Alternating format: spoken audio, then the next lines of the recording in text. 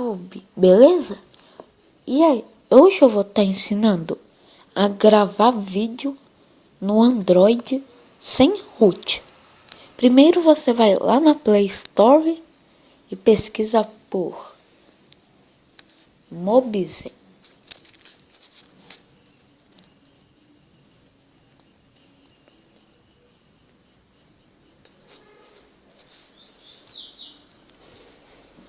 Você clica em instalar.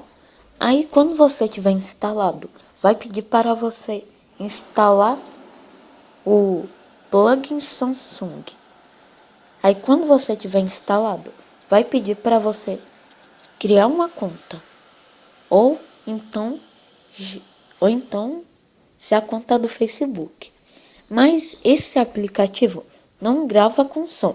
Então você tem que, ao mesmo tempo que você estiver gravando, você tem que ter um aplicativo que grava com som. Então, você vem e pesquisa por Tape Machine.